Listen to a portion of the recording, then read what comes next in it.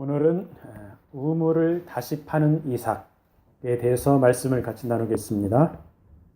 우물을 영어로는 well이라고 그러죠. well. 여러분들 우물 봤습니까? 우리 어렸을 때 시골에 집 뒤에 우물이 있었습니다. 어림잡아서 한 10m 정도 깊이가 되는 것 같은데 둥그런 콘크리트로 만든 옛날에는 녹강이라고 하는데 관을 이렇게 쫙 해가지고 제일 밑바닥에는 이제 모래 같은 게 있고 이제 물이 고여 있는데 거기서 두레박으로 물을 들던 그런 생각이 납니다.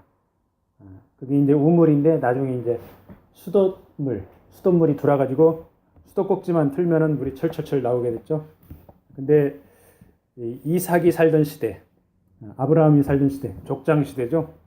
족장 시대는 우물이 굉장히 귀했죠. 그래서 오늘 우물을 다시 파는 이삭에 대해서 말씀을 함께 나눠보도록 하겠습니다.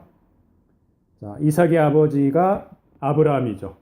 아브라함이 이제 소천하고 이삭은 부엘 라헤로이 근처에서 거주를 했습니다. 그러다가 이제 리브가를 아내로 맞이하여서 아들들 둘을 낳았죠. 에서와 야곱입니다. 에서와 야곱을 낳고 거기 카톡에 보면 그 지도를 하나 올려놨습니다.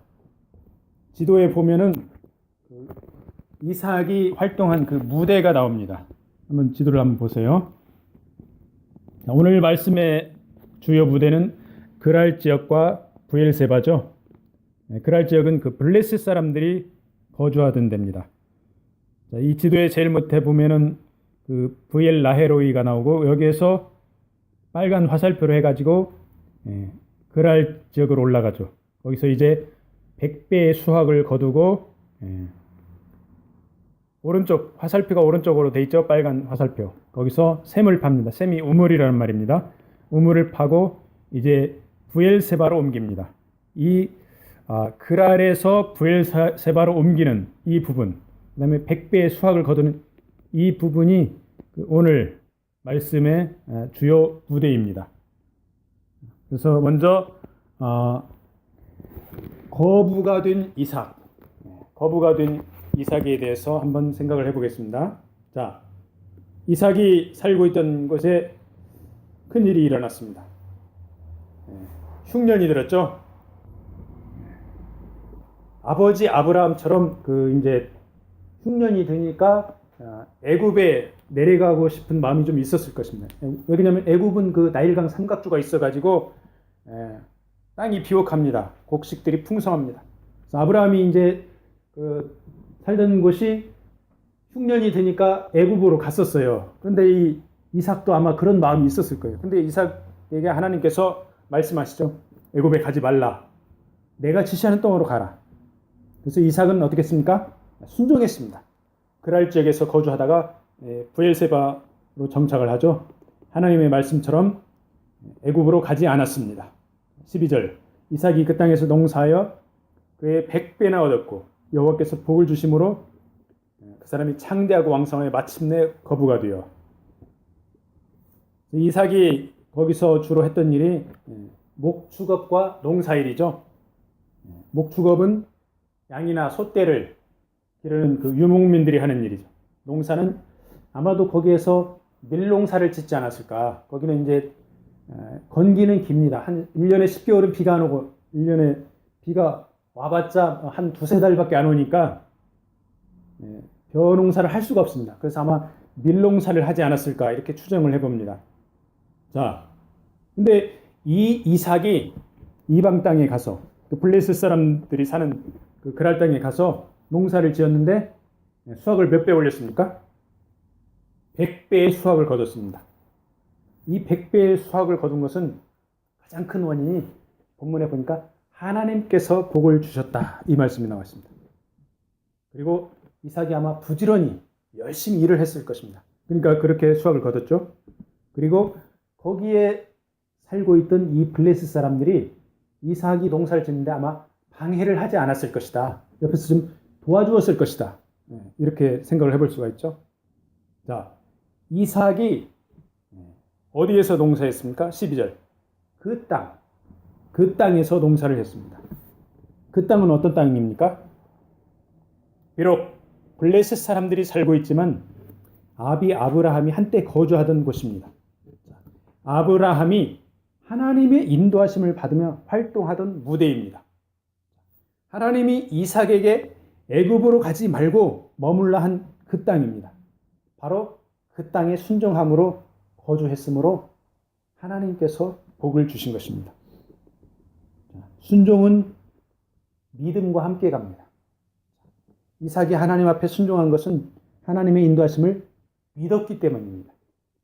믿음이 있으면 순종하는 것이 어렵지 않습니다. 그리고 순종하면 믿음이 더 자라나게 되어 있습니다. 하나님이 시작하신 일을 순종함으로 따라가면 감당할 수 없을 정도의 복을 주십니다.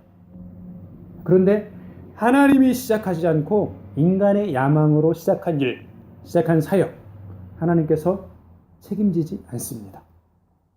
그 땅에 이삭이 머물도록 하나님이 시작을 하셨죠. 그래서 하나님께서 책임을 지신 거죠. 이삭이 순종했고 엄청난 복을 받았습니다.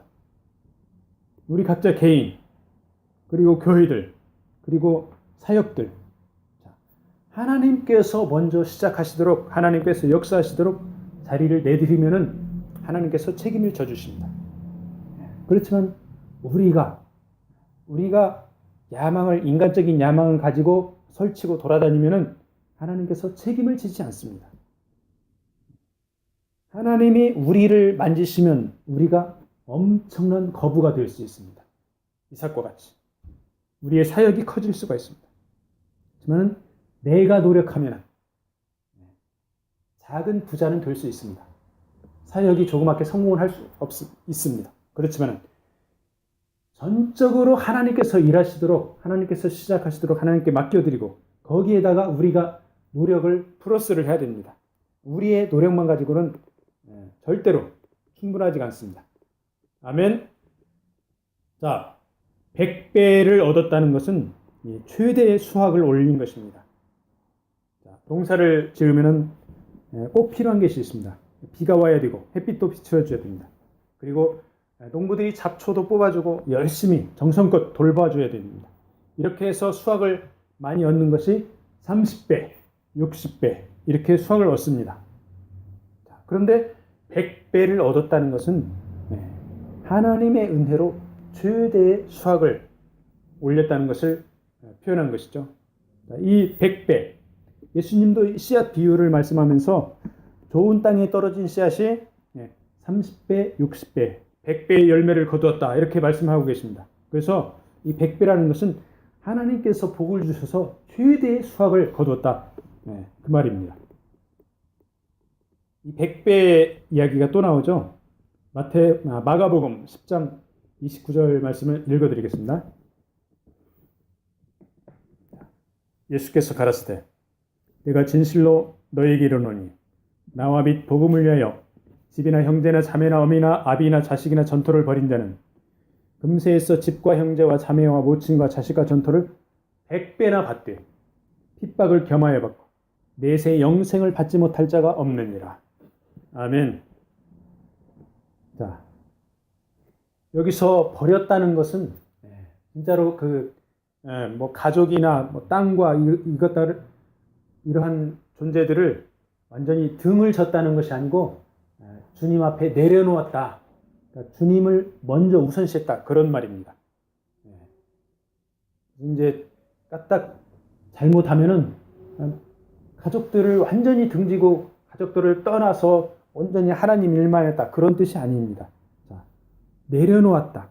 하나님을 우선시했다. 그런 말씀입니다. 이 말씀에서 주님을 위해서 희생하면은 100배의 축복을 받고 100배를 받는다는 것은 최대의 축복을 받는다는 것이죠. 그런데 이렇게 축복을 받는데 예수님께서 하신 말씀이 또 있습니다. 겸하여 함께 받는 것이 있다. 그것이 바로 핍박을 함께 받는다. 이 말씀입니다. 그래서 축복을 받는 만큼 고난이 따른다. 이 말씀이죠. 예수님의 이 말씀을 이삭의 생애를 적용을 해보면 정확히 맞아떨어집니다. 자, 거부가 된 이삭이 블레셋 사람에게 시기를 받고 고생을 하는데 뒤에서 나누도록 하겠습니다. 엄청나게 고생을 많이 하죠. 그래서 축복을 받으면 따라오는 게 핍박이 따라옵니다. 우리의 삶 가운데서 어떻습니까? 하나님 앞에서 여러분에게 복을 많이 주는 걸 느낍니까? 하나님께 복을 받는다 이렇게 느끼면은 이제 고난을 함께 받을 때가 됐다. 이렇게 고난을 받을 준비를 해야 됩니다. 아멘. 이 세상을 보면은 거부가 된 사람들이 많이 있죠. 그런데 각자의 그 과정을 보면은 아주 다양하고 모두 다릅니다. 자기 능력으로 거부가 된 사람도 있죠. 세상 사람들.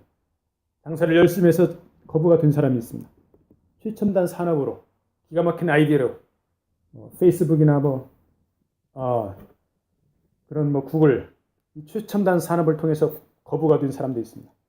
어떤 사람은 나쁜 짓, 사기를 쳐서 거부가 된 사람도 있고 주식을 해가지고 거부가 된 사람들 있죠. 그런데 세상 사람들은 그렇게 거부가 되는데 크리스찬들은 하나님의 복으로 거부가 되어야 됩니다. 그리고 자신이 열심히 이렇게 근면히 부지런히 노력을 해서 거부가 되어야 되죠. 자, 이렇게 부자가 되었으면 하나님의 뜻에 합당하게 베풀어야 될 줄로 믿습니다.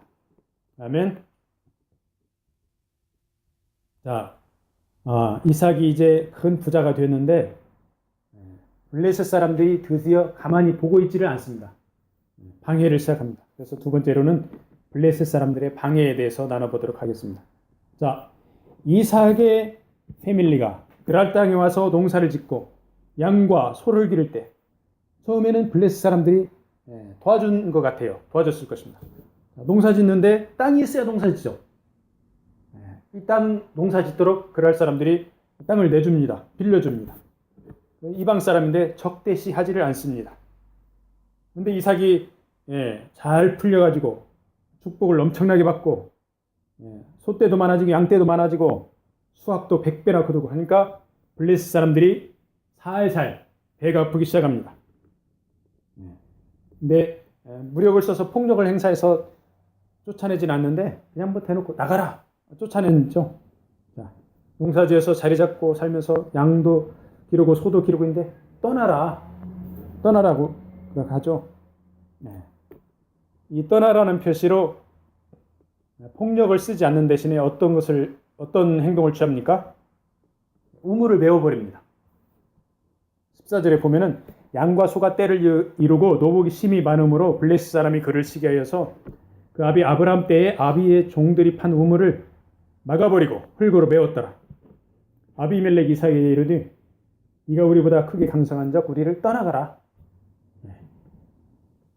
자, 블레셋 사람들이 이삭의 패밀리를 보니까 농사를 지어도 잘 되고 양과 소떼도 늘어나고 하인들도 늘어나고 세력이 엄청나게 커지는데 그래서 우리보다 네가 크게 강성하다 이렇게 말하죠.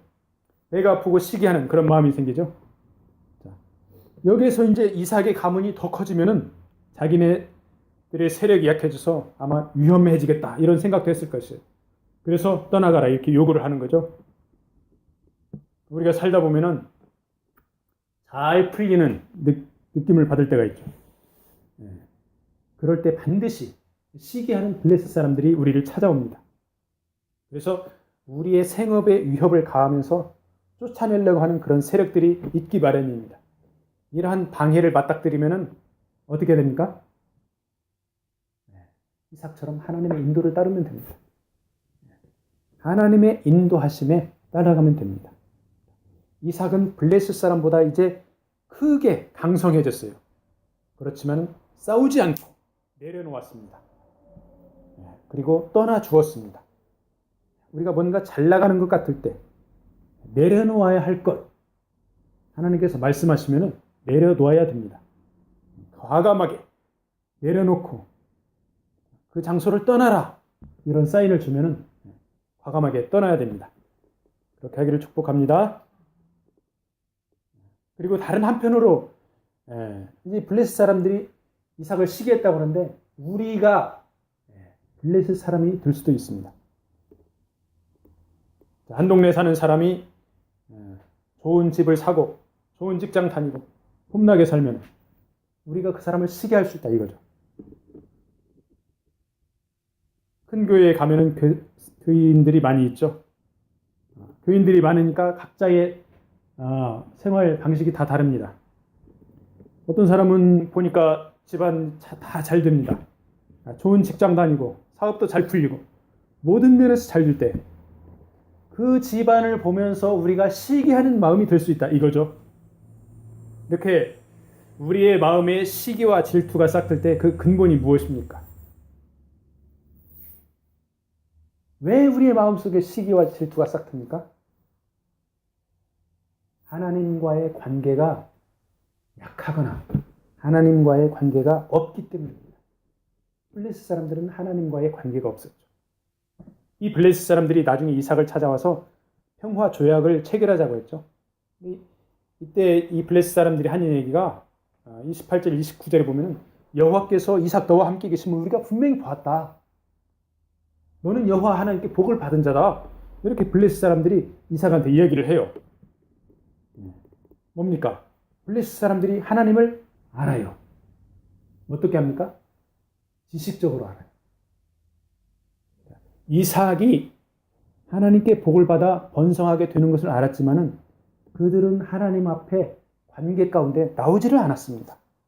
이삭은 브엘세바에서 단을 쌓고 하나님의 이름을 부르고 하나님을 경배했습니다. 인격적으로 하나님과의 교제하는 관계가 있었던 것입니다. 그런데 블레셋 사람들은 이삭이 하나님 앞에 복을 받은 것을 알면서도 하나님께 나오지 않고 그냥 지식적으로 저 하나님은 이삭에게 복 주시는 이삭의 하나님이야. 지식적으로만 하나님을 알았던 것이에요.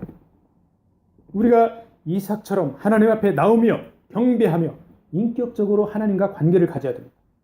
그저 블레셋 사람처럼 다른 사람에게 복 주는 하나님을 지식적으로만 알면은 하나님은 나와 아무런 관계가 없습니다. 블레셋 사람에게 생겼던 시기와 질투가 우리에게도 동일하게 싹트게 돼 있습니다. 이 시기와 질투는 곧 탐심입니다. 탐심은 우상숭배입니다. 지식적으로만 하나님을 아는 것은 우상숭배와 직결됩니다. 이런 무서운 결과를 초래하죠. 그래서 우리는 이삭이 받았던 물질의 복도 받아야 되겠지만 그가 하나님 앞에 단을 쌓은 것처럼 우리가 매일 기도와 말씀에 단을 쌓아서 하나님과 매일매일 교제를 해야 되겠습니다. 아멘. 자, 이제 방해하는 그 블레셋 사람들 앞에 이제 이삭이 어떻게 반응을 합니까? 세 번째로 우물을 다시 파는 이삭에 대해서 나누도록 하겠습니다. 블레셋 사람들이 너희들 떠나가 이렇게 했을 때 이삭은 어떻게 반응했습니까? 이삭은 그들의 요구대로 그 땅을 떠나서 골짜기 쪽으로 들어가죠. 17절 이삭이 그것을 떠나 그랄 골짜기에 장막을 치고 거기 우거하며 그 아비 아브라함 때에 팠던 우물들을 다시 팠습니다. 이는 아브라함 죽은 후에 블레셋 사람이 그 우물들을 메웠습니다. 자, 이 당시의 우물은 사람과 가축들에게 아주 필수적인 그 생명수를 공급하는 것이죠. 우물의 깊이가 아까 우리 동네 우물의 깊이가 대충 10m라고 하는데 이스라엘의 우물은 거기는 물이 귀하니까 어떤 데는 막 깊이가 40m나 되는 그런 깊은 우물도 있다고 합니다. 20m 깊이 우물은 많고 이렇게 물이 귀했는데 현대 이스라엘은 최첨단 과학으로 생활 하수를 75%를 재활용한다고 합니다. 그래서 농업 기술이 아주 발달해서 전 세계가 이스라엘의 이 선진 농업을 아주 눈여겨보면서 배우고 있습니다. 이스라엘 지역은 1년 중에서 한 10개월 안팎은 비가 오지를 않는 그런 건기입니다. 물이 아주 귀한 지역입니다. 그래서 이삭이 살던 그 옛날에는 비가 오지 않을 때 우물에서 생활용수와 식수를 조달을 했죠. 이렇게 사람과 가축의 생명이 달려있는 이 우물을 블레셋 사람들이 흙으로 막아버렸어요.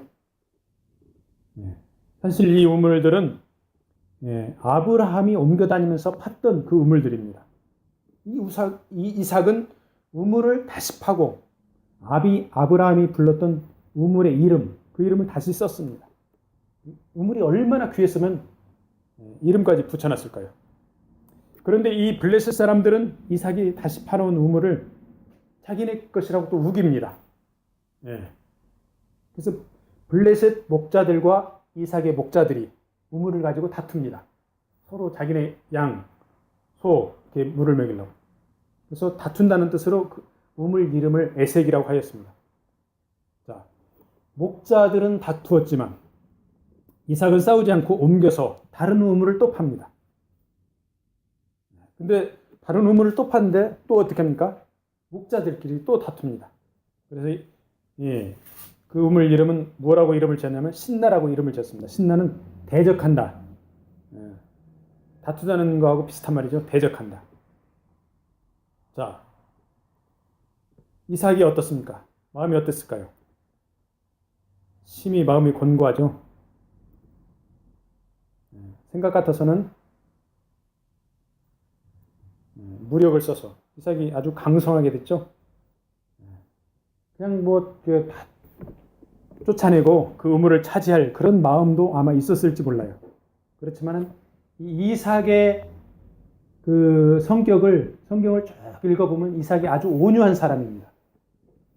그래서 성품이 온유한 이삭이 하나님 앞에 순종하여 이삭은 또 떠나갑니다. 자신이 파놨던 우물 양보하고 떠나가고 또 떠나가고 다시 다른 우물을 팝니다. 우리가 일들 많이 해봤죠. 땀을 뻘뻘 흘리면서 숨을 헐떡거리면서 일을 해봤죠. 자, 그래서 이렇게 엄청나게 덥고 땀을 뻘뻘 흘리고 숨을 헐떡거리는데 물 한 모금이 얼마나 소중한지 우리가 다 알고 있습니다. 이스라엘 나라는 비가 안 오는 건기에는 어떤 때는 낮에 온도가 40도까지 올라가요. 그리고 밤에는 막 떨어집니다. 영하까지 떨어지고 0도까지도 떨어집니다. 근데 토론토는 어때요? 많이 더워봤자 요즘에 30도 안팎. 그리고 저녁 때는 20도 밑으로 조금 떨어집니다. 얼마나 좋은 날씨입니까? 이 이스라엘 그 사막 땀을 뻘뻘 흘리면서 우물 안에 흙을 치우고 돌멩이를 치우고 잡초가 있으면 잡초를 치우고 며칠 동안을 고생해서 그렇게 우물을 파가지고 이제 시원한 물을 마음껏 먹겠구나 싶었는데 블레셋 사람들이 와서 이 우물 우리 거야. 이렇게 다투니 얼마나 이게 속이 터지고 답답하고 미운 마음이 그런 마음이 싹트겠어요. 그래서 이 우물을 가지고 죽이는 그런 싸움이 나기도 합니다. 근데 이삭은 어떻게 해요? 세상 사람들 눈에는 바보같이 그냥 이 소중한 우물을 포기하고 다른 곳으로 옮겨갑니다. 목자들을 달래가지고 다른 곳으로 옮겨가서 또 우물을 팝니다. 이러한 이삭의 모습에서 하나님 나라의 교회의 회복과 부흥을 위해서 애쓰는 그의 주의 종들의 모습을 볼 수가 있죠. 자, 아브라함이 우물을 파서 얼마나 많은 사람들과 가축들이 생명수를 공급받았습니까? 그런데 이 우물들이 흙과 돌과 잡초로 막혀서 생명수가 흐르지 못하고 있습니다. 이삭은 열심히 장애물을 제거하고 기꺼이 필요한 사람들에게 우물을 양보합니다. 자, 교회의 역사를 보면은 종교 개혁 이후에 얼마나 많은 교회들이 이 아브라함의 우물들처럼 하나님의 생명수를 많이 공급을 해왔습니까? 그런데 이 우물들, 그러니까 이 교회들 중에 상당수가 블레셋의 흙에 막혀서 질식되어서 교회의 생명을 낳는 그런 역할을 감당하지 못하고 있습니다. 이 막힌 장애물을 제거하려고 주의 종들이 다시금 하나님 앞에 몸부림쳐서 기도하며 사역을 하고 있습니다. 그래서 우물을 막을 흙과 돌과 이물질을 제거를 해야 되는 것이죠. 교회 안에 장애물들을 제거를 해야 되는 것이죠. 이 장애물들은 블레셋 사람들, 이방인들로부터 왔죠.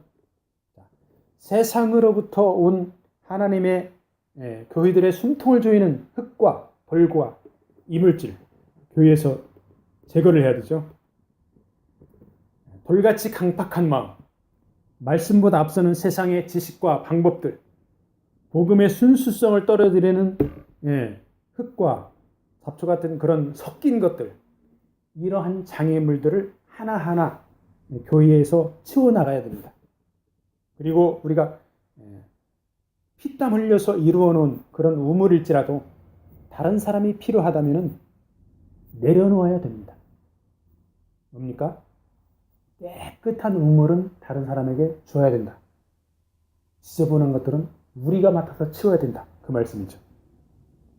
그래서 다른 사람에게 줄 때는 찌꺼기 같은 거, 남는 거 이런 거 주지 말고 좋은 거 줘야 됩니다. 특히 하나님 앞에 드릴 때는 우리의 최선의 것을 하나님 앞에 드려야 되죠. 먹다 마른 찌꺼기 다른 사람에게 주면 다른 사람들이 받으면서도 기분 나빠합니다. 우리가 우물을 파가지고 좋은 우물 다른 사람이 다투면 달라 하면 그냥 줘버리면 됩니다.